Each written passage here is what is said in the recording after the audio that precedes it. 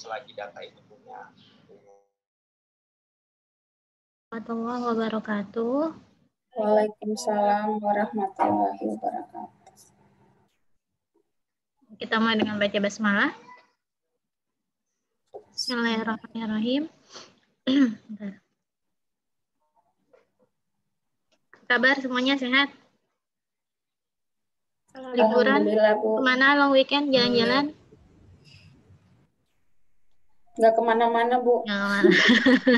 Di rumah aja ya. Iya, Oke. Bu.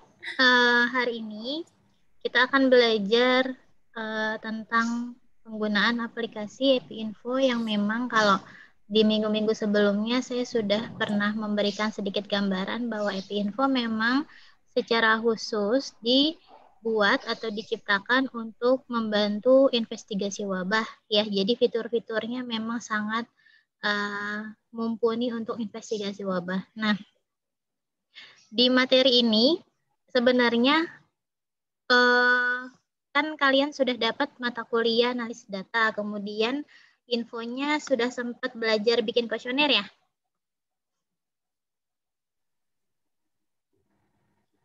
Bener nggak? Iya, Udah Bu. udah Tapi sempet. cuman sepintas aja sih. Udah, Bu, tapi cuman kayak gitu doang. Kayak gitu doangnya Misalnya gimana? kayak Tuh? misalnya pilihan menu pilihan menu apa untuk pilihan jenis kuesioner yang model apa. Misalnya ada yang multiple atau yang nanti diisi kan itu kan banyak jenis modelnya, Bu, kayak gitu doang baru gitu. Nah, baru saya kayak mau model template gitu doang. Kan kita ada satu ini nih, tinggal satu hari terakhir nih sekarang. Sedangkan materi EpiInfo itu kan panjang ya, banyak. Nah, teman-teman ini sedang loading di chat, di kolom chat saya kirimkan materi tutorial dari CDC. Itu berbahasa Inggris, tapi karena jumlahnya banyak, ada 200-an halaman ya, tahapan-tahapan yang perlu dikerjakan. Nah, saya ingin tawarkan ke teman-teman, apakah kita akan mencoba mengulang dari awal membuat kuesioner, kemudian kita entry, bagaimana caranya bikin template, lalu hingga bisa diisi kuesioner itu, lalu bikin check code gitu kan. Check code itu settingan di dalam kuesioner di EpiInfo yang bisa kita atur untuk memastikan bahwa enumerator yang menginput data itu benar-benar sesuai dengan apa yang dimaksud oleh pertanyaan di dalam kuesioner. Jadi nggak salah nginput gitu ya. Nah, setelah itu baru kita masuk ke bagian analisis data. Nah, teman-teman mau langsung ke bagian analisis data atau mau coba bikin ulang kuesioner sampai bisa bikin template, gimana cara sharing template, merging template, dan lain-lainnya? Terserah saya tawarkan karena kita hanya punya waktu 3 jam nih hari ini. Atau mau langsung ininya aja, analisisnya aja? Bebas, saya tawarkan. Karena sebenarnya bonus ya. Kalau saya dari awal. Saya dari awal nggak apa-apa, Bu. Dari awal aja, Ibu. Dari awal aja ya. Berarti nanti kita lihat biar makin tajam. Siapa yang ngomong tuh? Sebenarnya gini, EpiInfo itu sulitnya dibikin instrumen gitu, diproses bikin instrumennya dibandingin analisisnya. Jadi sih sebenarnya kalau kita udah tahu cara bikin instrumen di EpiInfo, kita tahu cara ngentry-nya, terusnya fitur-fiturnya kayak gimana aja, kita udah paham. Kalau udah mau analisis itu gampang. Ya, tinggal ngikutin tutorial yang ini masih loading karena 20 megaan, nanti bisa kamu download. Tinggal ngikutin tutorial aja kalau yang analisis kayak 2 minggu lalu itu kan kita belajar buat kurva epidemi ya. Kayak gitu-gitu doang, cuma klik modify gitu-gitu gampang kan? Kemarin mudah, sesederhana itu. Sama kayak kita mau bikin tabel 2x2 misalnya, atau mau bikin diagram pie, itu sederhana caranya. Jadi memang yang lebih sulitnya itu ada di bagian awal. Maka mungkin kita akan mulai dari pertama aja ya. Kalau kemarin, kalau teman-teman ingat skenario-nya tentang apa, masih ingat nggak? Jadi ini materi yang kita pelajari berbahasa Inggris, tapi saya akan menjelaskan dalam bahasa Indonesia. Kuesionernya, pertanyaan-pertanyaan ini berbahasa Inggris ya, karena kasusnya adanya di Amerika Serikat. Saya share dulu. Nah, ini file PDF-nya, teman-teman bisa download. Kalau di kolom chatnya udah selesai uploading, lama juga ngupload 20 MB ternyata. Ini, sebentar. Kalau melihat jumlah halamannya ya, ada 204, kelihatan kan? Ini biasanya saya ngajarin anak reguler tuh setengah semester di mata kuliah analisis data. Karena kepake semakin banyak tools yang kita kuasai, itu nilai kompetensi kita sebagai ahli kesehatan masyarakat itu semakin bermakna gitu ya. Jadi sayang kalau cuma tahu permukaannya aja. Memang secara detail biasanya akan dipelajari di level S2. Kalau dulu saya ketika dikasih amanat untuk mengajar analisis data epidemiologi, pesannya coba mahasiswanya dikenalkan dengan epinfo. Maka saya cari referensi yang memang bagus untuk diberikan ke mahasiswa. Tapi itu risikonya berbahasa Inggris ya. Nah ini pertama creating questionnaire ya. Creating questionnaire itu kita akan membuat kuesioner. Yang kedua ada nih creating questionnaire in the form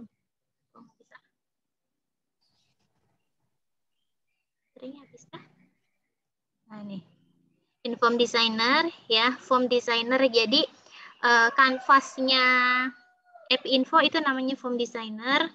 Kemudian nah sampai template, bikin template, yang templatenya bisa kita share, kuesioner bisa kita bagikan ke orang tuh kayak gimana caranya. Terus ada yang namanya data entry validation. Nah ini validasi data yang di entry. Ini nilai plusnya Epinfo, dia sangat meminimalisir kesalahan entry di awal, sehingga dalam analisis itu nggak ada lagi missing ya, data-data yang hilang atau data-data yang tidak sesuai. Nah, lalu ketika kuesionernya sudah divalidasi dengan check code, lalu kita nanti akan belajar tentang enter data. Enter data mudah ya, tinggal dimasuk-masukin doang.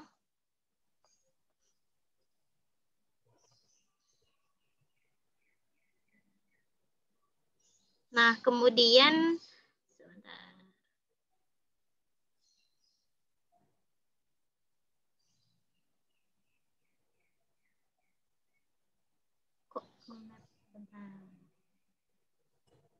nah, di sini ada data analysis. Data analysis using the dashboard. Apa saja sih yang bisa dikerjakan di dalam Epinfo? Bisa bikin line list ya, line listingnya di dalam langkah investigasi wabah saat kita sudah mendapatkan deskripsi gejala dan lain-lain. Kalau teman-teman masih ingat ya, di beberapa minggu pertemuan awal itu kita perlu membuat line listing. Nah, line listing ini bisa ada fiturnya di Epinfo. Kemudian frekuensi ini distribusi frekuensi, maksudnya means nilai rata-rata. Nah, tambah 2x2 ini, jadi kita bisa melakukan analisis chi-square untuk melihat tabulasi data hubungan antara dua variabel di dalam Epinfo. Kemudian ada chart. Nah, chart ini banyak ya, macam-macam chartnya. Ada pie chart, ada epicure, ada histogram, banyak ya. Kemudian ada combine frekuensi. Combine frekuensi ini misalnya kalau kita mau melihat distribusi kasus berdasarkan jenis kelamin, kemudian sama ras, itu bisa nggak? Bisa dengan menggunakan ini namanya combine frekuensi. Kemudian ada match per case control. Kalau kita melakukan studi kasus kontrol berpasangan, ini juga bisa pakai Epinfo. Epinfo juga bisa untuk menganalisis linear regression, ya regresi linear dan logistik regression. Regresi logistik, kalau regresi linear itu dia variabel dependentnya adalah numerik ya, berupa angka-angka. Kalau regresi logistik dia berupa kategori. Nah, kita langsung saja bagaimana cara membuatnya. Enaknya gimana teman-teman? Yang share aplikasi Epinfonya kalian atau saya? Kalau kalian kemudian saya pandunya dengan, jadi ini tahapannya ada di layar, kemudian sambil mengerjakan, karena kan ini filenya udah masuk belum tuh di chat? Belum ya?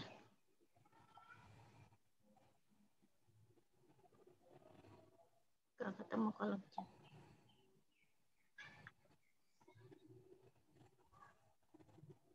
Yang salmonella tutorial ini ya, Bu? Iya, udah masuk. Ya, Bu, udah ada. Udah ada, oke. Kalau ini sambil di-download bisa ya.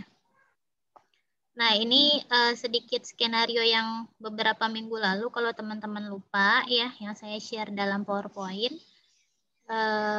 Bisa kelihatan?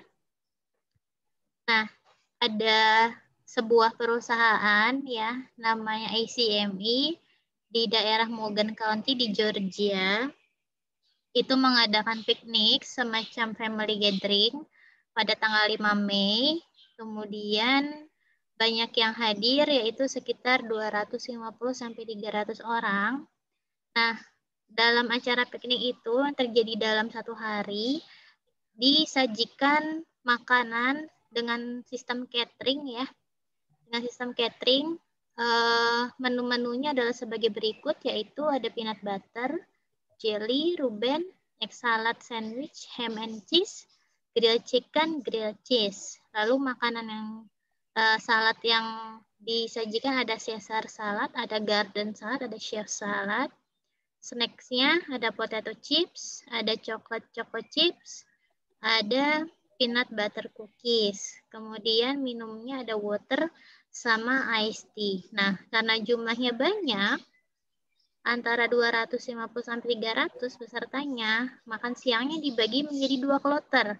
Ya, kloter pertama itu jam 12 siang, noon, dan kloter kedua itu jam 2 siang. Nah, kemudian setelah beberapa hari dari piknik itu dilaksanakan, nah Departemen Kesehatan setempat mendapatkan laporan tentang kasus Salmonella enteritidis yang terkonfirmasi hasil laboratorium. Nah, ketika diindikasi atau ditelusuri, ternyata kasus itu banyak terjadi pada mereka yang mengikuti acara yang diselenggarakan oleh ACME pada tanggal 5 Mei tersebut. Nah, kemudian jumlah kasus itu terjadi lonjakan ya dibandingkan hari-hari sebelumnya, sehingga dilakukan investigasi ya, karena petugas kesehatan sana mengindikasi bahwa ini kemungkinannya adalah outbreak. Nah, seperti itu. Kemudian dibuatlah definisi kasus. Di definisi kasusnya apa? Mereka yang hadir pada acara ACME Company Picnic kemudian memiliki gejala diare, kemudian kram perut, dan atau demam setelah 72 jam dari piknik itu terjadi. Nah, ketika telah ditelusuri, hasilnya didapatkan 90 kasus. Itu ya, itu skenario-nya demikian. Nah, sekarang kita belajar tentang membuat kuesioner di Form Designer. Nah, ini kasus udah, Form Designer workplace. Nah, teman-teman kalau dibuka sebentar.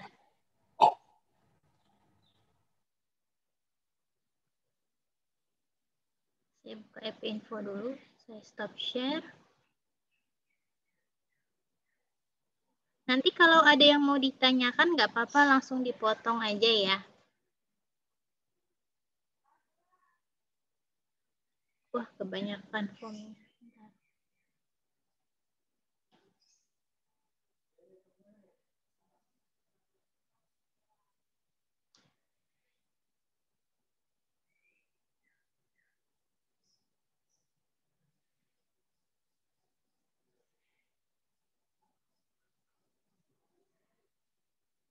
Kelihatan? Di layar ada form designer.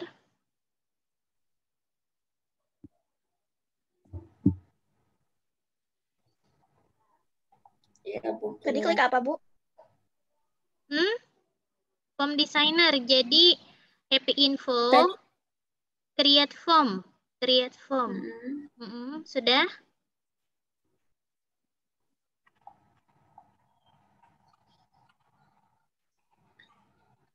Sudah? Create formnya sudah?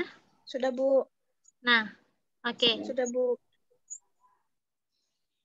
Kalau teman-teman lihat di layar, kelihatan nggak layar saya? Ada form designernya. Kelihatan, Nah, Bu. ini yang atas ya. Ya, yang atas itu namanya adalah toolbar ya. Yang atas ini toolbar.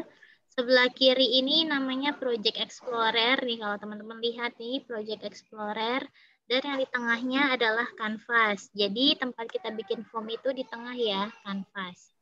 Itu tampilannya. Kemudian, nah caranya adalah new project-nya diklik. Sudah? Nah, new project-nya diklik. Kemudian diketik. Di sini ada tulisan Salmonella example. Salmonella example. Nah, saya bikin contoh ya. Salmonella example. Nah, teman-teman, yang penting adalah di bawah ya. Location-nya kamu ingat nyimpennya di mana? Info 7 project, kemudian di dalam survei, di dalam form name di sini kita nulis ini survei ya, survei. Kenapa? Untuk memastikan bahwa kuesioner ini kita buat untuk survei.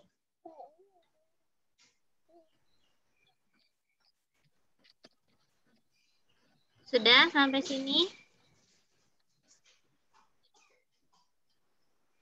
Formatnya .mdb ya. Kelihatan? Ya, Bu, Kelihatan? kelihatan. Oke, kita oke. Sudah semua, ada yang ketinggalan? Ya, saya loading sebentar.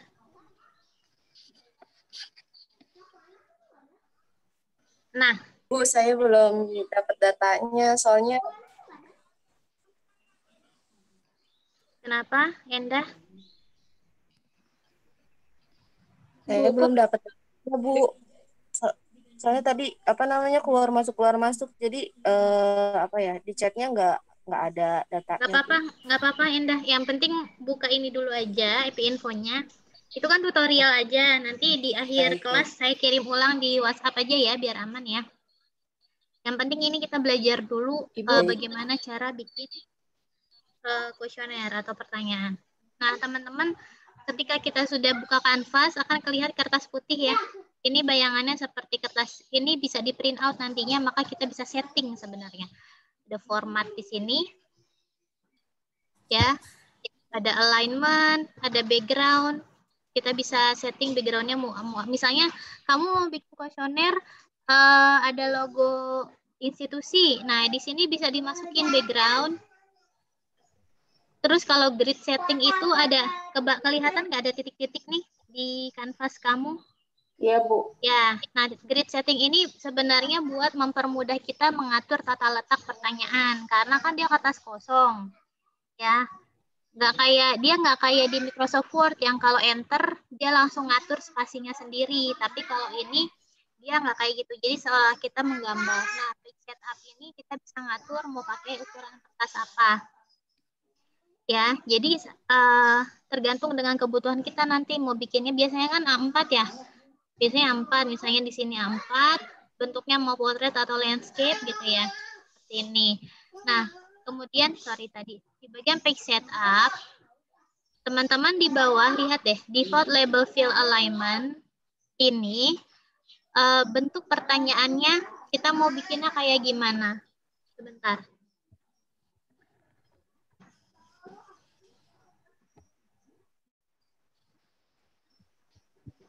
Nah, ini yang garis-garis ini sama yang kotak, ini yang garis-garis atasnya pertanyaan, kotak itu tempat pengisian jawaban. Jadi kita mau bikin bentuknya kayak gimana nih, atas bawahnya. Atasnya apa namanya? misalnya nama. Nah, kolom pengisian namanya di sini. Atau ini yang fiturnya vertikal. Yang horizontal kayak gini. Nah, ini nama, ini pengisiannya gitu ya. Ini pertanyaan misalnya nama, alamat, jenis kelamin. Nah, ini isi kolom isinya kayak gini. Sebenarnya bebas, tapi defaultnya yang kayak gini. Nanti kita bisa atur kok. Nanti kita bisa atur. Nah, ini kita sudah oke. Nah, di bagian sebelah kiri, ya, kelihatan di Project Explorer. Kalau ada yang ketinggalan, bilang aja ya, nggak apa-apa. Bu, kecepatan Bu, saya ketinggalan misalnya. Nah, ini ada Bu, yang field. tadi, Ya, Wode. Bu, yang tadi langkah-langkahnya yang text setupnya itu diklik yang mana, Bu? Yang mana? Di format. Yang langkah-langkah yang tadi. Oh, format. Di sini format, di format, terus page setup. Kalau Oh, background, iya, Bu. background, nah kita bisa pakai misalnya mau pakai apa logo universitas misalnya, atau mau pakai logo institusi tempat kerja kita, ini bisa di sini ya, gampang kok. Terus yang sebelah kiri sekarang ya, di sebelah kiri ini ada field. Fields ini adalah jenis-jenis pertanyaan yang bisa kita buatkan. Kalau di Google Form itu kan hanya terbatas ya, hanya beberapa macam pilihan dari jenis, misalnya pilihan ganda atau checkbox gitu ya. Kalau yang pernah bikin Google Form ada isian singkat. Nah, ini kalau di sini dia lumayan banyak fiturnya, enak makanya. Nah, misalnya pertama ada label. Label itu buat judul ya, buat judul penelitian kita atau judul kuesioner kita. Kalau teks ini biasanya untuk mengisi alamat bisa ya. Kalau misalnya teks yang uppercase, ini dia auto kapital di awal, di huruf pertama di awal kata. Misalnya nama. Nah, nama biasanya bisa pilihannya yang uppercase aja. Jadi kalau misalnya nama dia kan kalau di luar negeri pakai first name sama last name kan. Tapi kan kalau di kita cukup nama lengkap aja kan. Mau sepanjang apapun namanya satu kolom gitu kan. Mau 4 kata, 5 kata, satu kolom. Nah, dia bisa auto kapital kalau yang pakai uppercase. Kalau multiline ini biasanya kalau kita minta responden untuk mengisi jawaban panjang kayak soal esai ya, bagaimana pendapat Anda atau apa saran Anda. Nah, itu kan panjang tuh, kita bisa pakai multiline. Nah, kalau number ini bisa untuk nomor rumah atau misalnya nomor KTP ya, terusnya nomor apa lagi, pokoknya nomor-nomor NPM misalnya, ini bisa pakai fitur number. Kalau phone number jelas ya, nomor handphone, nomor telepon, nanti dia bisa pakai fitur mau berapa digit nomor telepon yang kita minta. Kemudian date itu tanggal, time itu jam, spesifik ya. Kemudian date or time, ada 2, jam dan tanggal. Jadi ini beda fitur. Kita mau nanya tanggalnya aja, atau waktunya aja, atau tanggal dan waktu. Nah, kalau checkbox, ini pilihan pertanyaan yang boleh lebih dari 1 menjawabnya. Gitu. Misalnya, pada saat makan siang, kamu makan berapa, pertanyaannya, menu apa yang kamu makan pada saat makan siang? Misalnya ada nasi, ada sayur sop, ada daging, ada sambal misalnya. Nah, itu kita centang-centang sesuai dengan apa yang kita makan. Nah, ini diisi dengan checkbox. Kalau yes no gampang. Ya yes no itu pertanyaannya ya tidak. Apakah Anda makan siang di jam 12 atau apakah Anda makan siang di jam 2? Nah, itu yes no.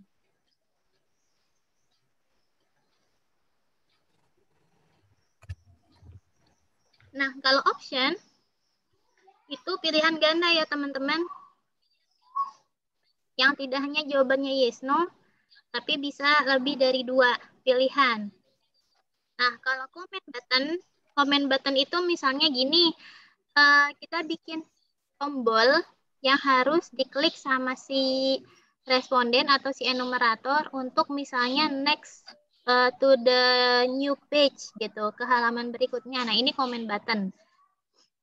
Kemudian image, kalau kita mau input gambar di dalam pertanyaan kuesioner kita. Nah, kalau mirror ini cermin. Maksudnya cermin adalah misalnya kuesioner kita tuh panjang, ya.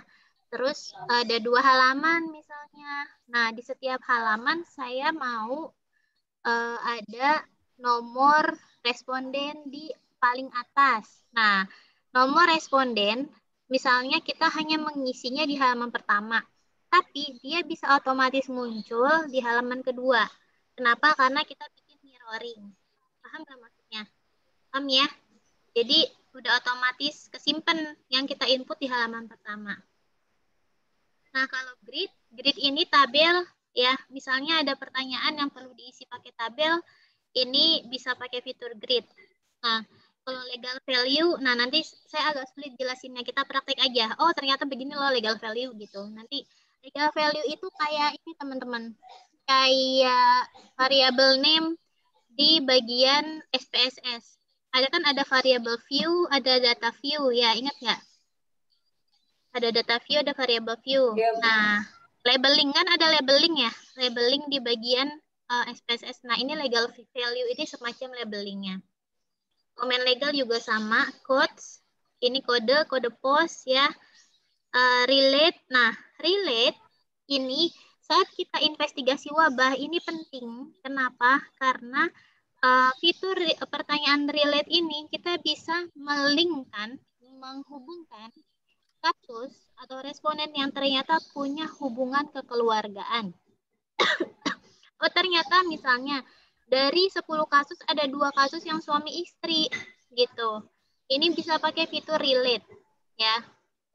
Nah, kalau grup itu pertanyaan-pertanyaan yang bisa kita grouping jadi satu yang jadi si respondennya harus isi sekaligus. Nah, kita langsung aja di sini di bagian tutorialnya itu pertanyaan-pertanyaan. Itu jenis-jenis fields-nya ya, jadi kita bisa bikin apa aja.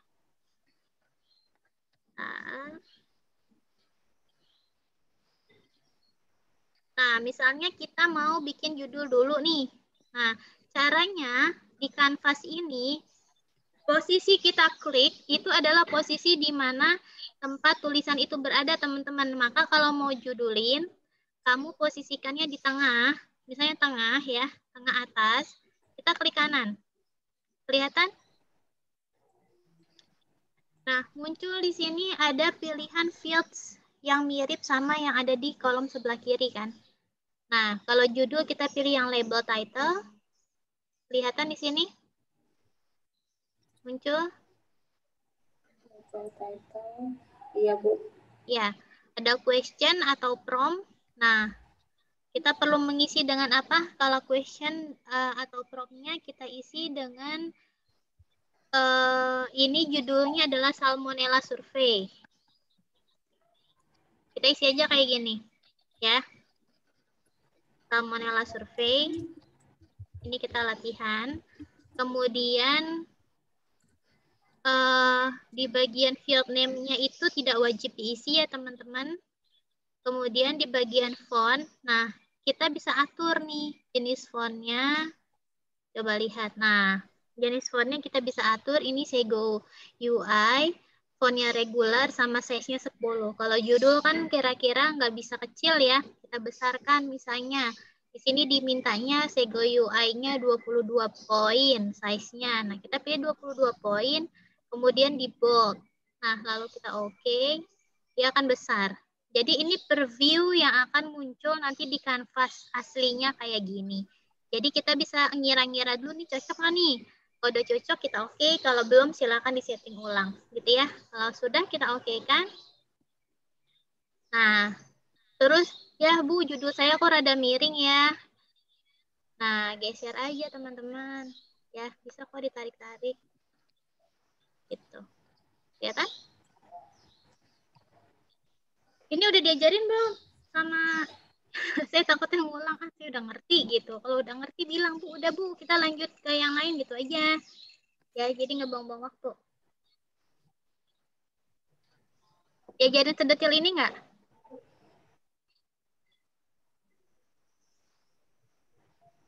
Enggak, Bu, cepet-cepet waktu itu. Itu Udah cepet Bu, ya? waktu itu. Nggak Oke. sampai pengaturannya, terus kenapa harus di tengah samping. Oke.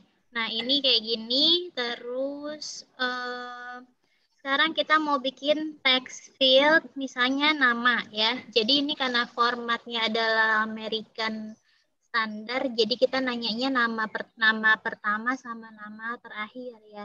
Kita coba misalnya di sebelah sini kita klik kanan, kemudian new field, kita pakai yang teks, boleh yang teks, kok hilang? Boleh yang teks atau yang teks uppercase, bebas ya. Misalnya teks, di sini teks, klik kanan, new field, teks. Nah, misalnya yang diminta adalah first name. Di sini di contohnya, first name. First name itu nama depan ya. Nah, di field name-nya field name itu semacam nama variabel, teman-teman. Nah, kayak gini juga nggak apa-apa. Dia akan otomatis. Field name tuh nama variabel, jadi nggak boleh pakai spasi. Biasanya kita nggak perlu ngisi sendiri ya. Secara otomatis dia udah ngisi. Gitu. Nah, terus fontnya kita udah cocok belum nih? Kak, ini kan teknis ya. Silakan diatur sendiri. Kalau menurut kita, sudahlah, sudah cukup. Kita oke aja. Ya kan? Nah, ini. Posisi atas bawah ini, karena tadi di bagian formatting, ya di page setup, kita pakainya yang vertikal. Ya, kalau pakai yang horizontal, dia bisa berubah. Nah, cuman kendalanya adalah kalau yang sudah kita buat, ini dia mengikuti settingan yang awal. Jadi kalau bisa, kita setting dulu di pertama, baru kita buat pertanyaannya. Karena yang sudah ada di sini tuh, dia agak sulit menyesuaikan sama settingan kita yang baru. Gitu. Nah, yang kedua kita minta bikin apa nih? First name, terus date field, misalnya date of interview. Kita klik kanan lagi di sini. Kita mau menuliskan variabel tentang tanggal interview. Di sini ada date. Kita klik. Nah, di sini date of interview misalnya. Ya, kelihatan? Ada yang ketinggalan? Silahkan boleh bilang.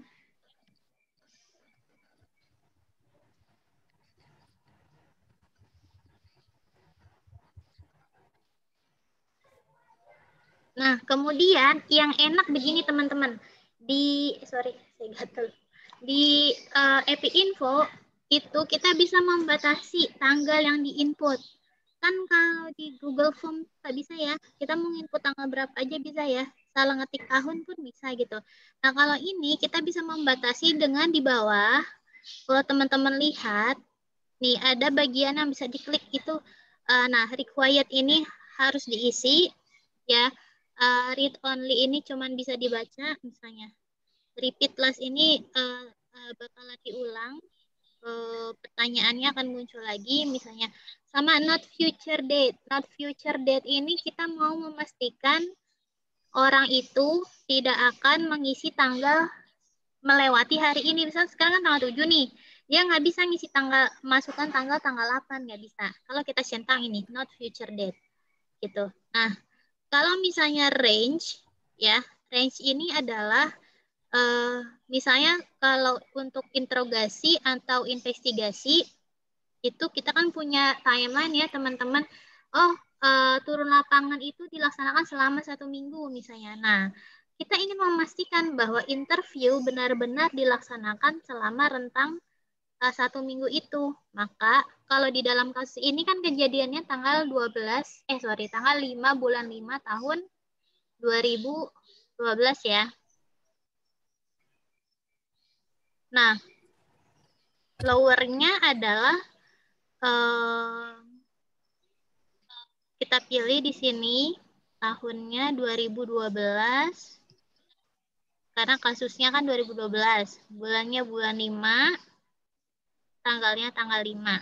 Nah, lower artinya start beginning interviewnya. Kenapa kita setting tanggal 5? Karena ingin kita memastikan bahwa yang kita interview itu betul dia yang memang ikut acara di tanggal 5 gitu ya. Karena kalau dilakukan interview sebelum tanggal 5 artinya yang diinterview itu tidak termasuk kasus dari salmonellosis ini gitu ya. Nah, kemudian upper itu adalah batas atas, misalnya kita mau setting akhir tahun. Penelitian ini akan terus dilaksanakan sampai akhir tahun misalnya. Tahun 2012. Ini ya, 2012. Bulan Desember misalnya. Bulan Desember tanggal 31 misalnya.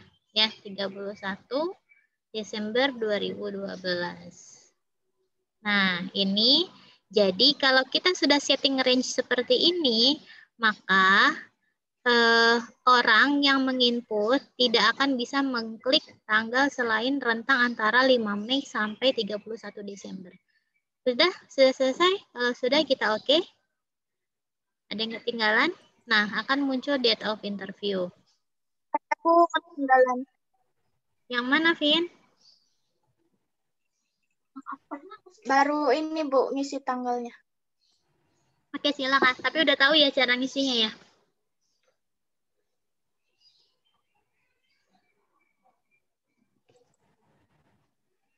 Kalau uppernya tanggal berapa, Bu? Uppernya tanggal 12 31 Desember. 31 Desember. 2012 ya, Bu? Iya. Saya sambil ngemil nggak apa-apa ya. Iya. Iya, Bu.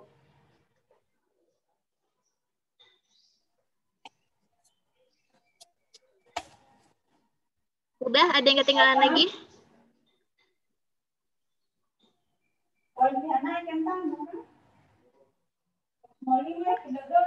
Renova nggak ada ya, Renova?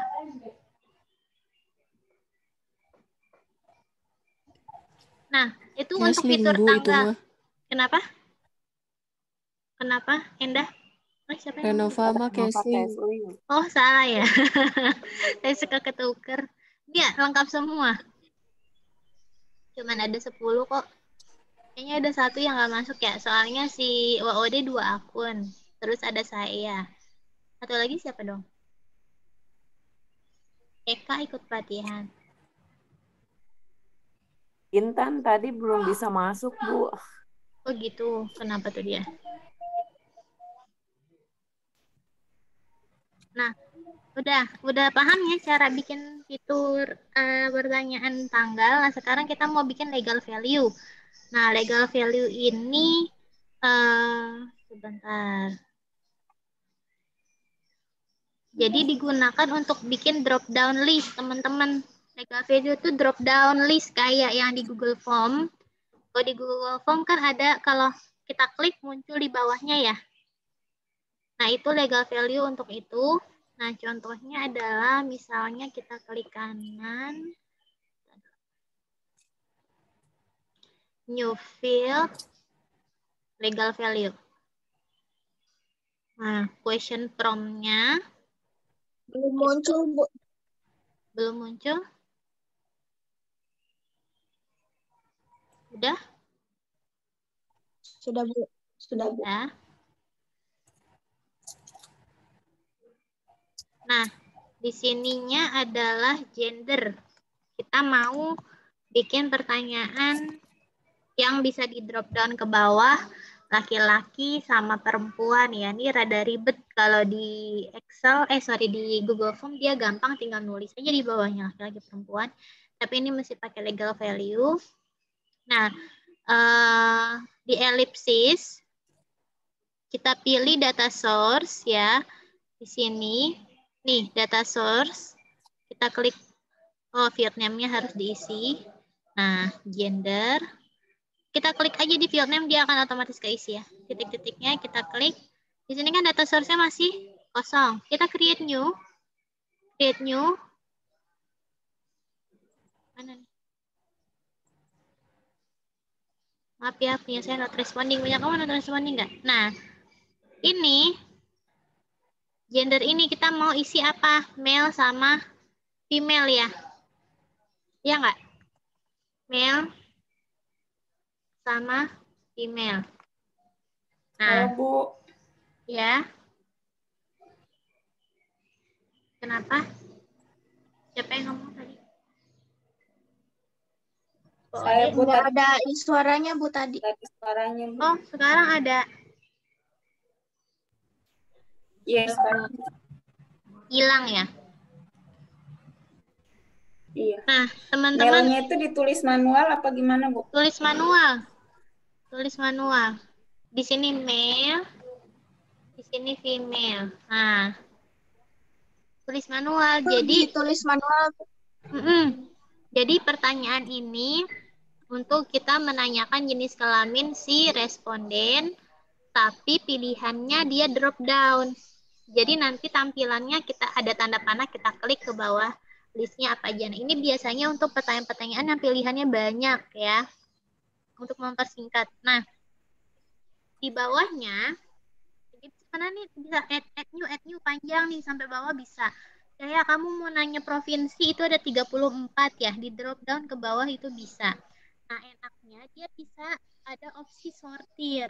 Nah, sortir di sini artinya bisa diurutkan berdasarkan alfabetik atau numbering ya. Misalnya yang terendah sama yang tertinggi.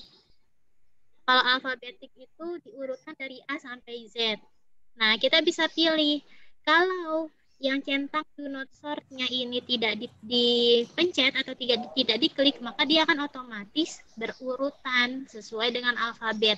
Kayak male sama female, M sama F duluan mana secara alfabet? Duluan F ya. Jadi nanti akan otomatis posisinya perempuan yang di atas, laki-laki yang di bawah. Nah, kalau kita centang do not sort, maka kok kebalik di sini. Putus-putus, Bu, suaranya. Masih putus-putus kah? Halo, halo. Apa kejauhan speaker saya? Sekarang masih atau sudah lumayan jelas? Halo, Bu. Halo. Tes, tes. Bu, suaranya hilang, Bu. Putus-putus.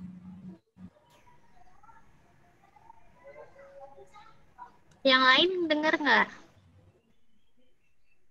Iya, putus-putus juga, Bu. Putus-putus juga ya.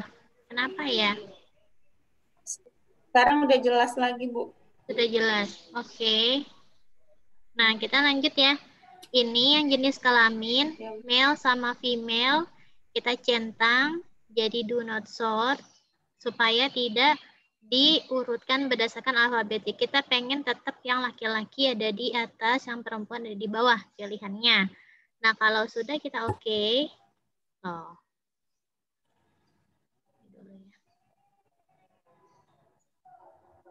Nah, gender sudah posisinya kayak gini. Kemudian kita oke. Nah, kalau teman-teman lihat, di sini ada gender, bawahnya male sama female. Ya, kalau Bu, kok punya saya berantakan ya, nggak apa-apa. Nanti rapihinnya bisa belakangan, teman-teman. Ya, rapihinnya bisa belakangan. Nah, ini. Jadi, legal value tuh kayak gini. Ya, bisa diklik panahnya ke bawah, pilihannya male, female. Gitu ya, teman-teman. Nah, kemudian kita mau nanya angka. Nah, umur. New field. Pakai fitur yang fieldnya yang number. Mana number ya? Nih, atas nih. Number. Nah, number ini misalnya kita mau nanya umur, maka age. Ya, age. Kemudian di dalam field name-nya diklik aja akan muncul age. Nah, di bagian sebelah kanan ada pattern. Pattern itu pola. Artinya, kita boleh memilih kira-kira mau berapa digit angka yang bisa diinput nanti. Kalau umur orang paling tua berapa sih? Paling 100 ya. Jadi mungkin 3 ya, Bu? 3 digit aja. Yang 3 pagar kita klik. Ya, kemudian kira-kira kebutuhannya apa lagi? Nah, kita mau bikin range. Nah, kenapa perlu dibuat range? Karena teman-teman, kalau dia kita kasih space 3 digit, ya, masih ada kemungkinan orang menginput 999, benar nggak? Iya, benar kan? Bisa 999, tapi kan itu nggak mungkin jadi umur orang kan? Maka kita ingin membatasi itu sehingga kita bikin batasan range-nya ya, yang paling rendah itu umurnya 0 tahun kalau dia bayi ya. Kemudian yang upper itu kita bisa prediksi kira-kira orang tuh paling tua umur berapa ya. Oh, coba aja misalnya 110 tahun gitu. Ya, ini untuk membatasi jangan sampai ada orang yang ngisi lebih dari angka 110 karena nggak mungkin gitu. Nah, kalau sudah sampai sini sudah kita okekan. Nah, di sini di kolom H ini nanti Ya, Bu. orang hanya bisa mengisi 3 digit saja. Oke, bisa dilanjut.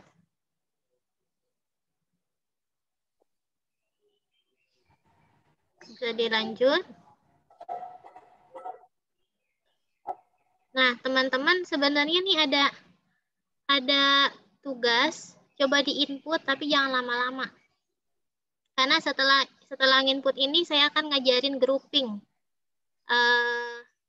Kelihatan nggak layar ini saya?